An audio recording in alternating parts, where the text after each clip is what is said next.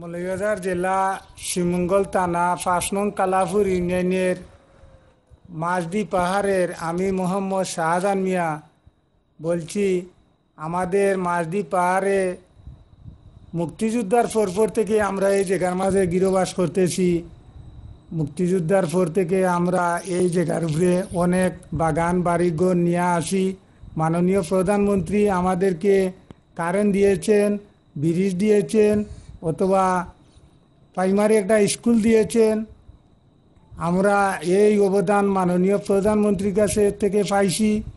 আর এখন বর্তমানে আমরা মাননীয় প্রধানমন্ত্রীর কাছে চাইছি যে আমরা এই জায়গাটা বন্দোবস্ত দিলে আমরা চিরস্থায়ী হিসাবে শান্তিপূর্ণভাবে আমাদের বাচ্চা কাচ্চা নিয়ে শান্তিপূর্ণভাবে গৃহবাস করব।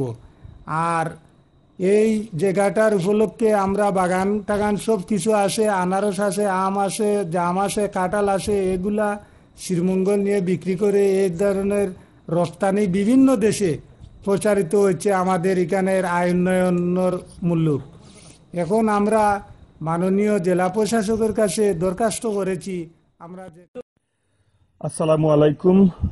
আমাদের মৌলভীবাজার জেলার শ্রীমঙ্গল উপজেলাধীন ৫ নং কালাপুর ইউনিয়নের মাঝদি পাহাড়ের মধ্যে দীর্ঘ কয়েক যুগ যাবৎ যাদের ভিটে মাটি নেই, এই মানুষগুলা বসবাস করে আসছে এবং এই পাহাড়ের পরিত্যক্ত অনাবাদি জমিকে কৃষি জমি হিসাবে রূপান্তরিত করে বিভিন্ন ফসলাদির বাগান করে দেশ এবং দেশের বাইরে রপ্তানি হচ্ছে।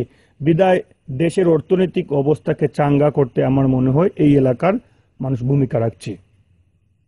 ইতিমধ্যে এই পাহাড়ি অঞ্চলে বিভিন্ন শিক্ষা প্রতিষ্ঠান, স্কুল, মাদ্রাসা, মক্তব সহ প্রতিষ্ঠিত হয়েছে। আমরা পাহাড়বাসীর পক্ষ থেকে সরকারের নিকট আকুল আবেদন জানাচ্ছি যে সকল দিক বিবেচনা করে এই ভূমিহীনদের উক্ত পাহাড়ের জমি বন্দোবস্ত করে দেওয়ার জন্য বিনীত অনুরোধ জানাচ্ছি।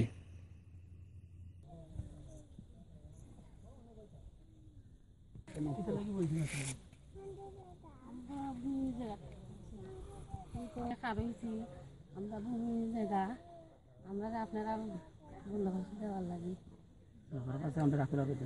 সরকারের কাছে আমরা আবেদন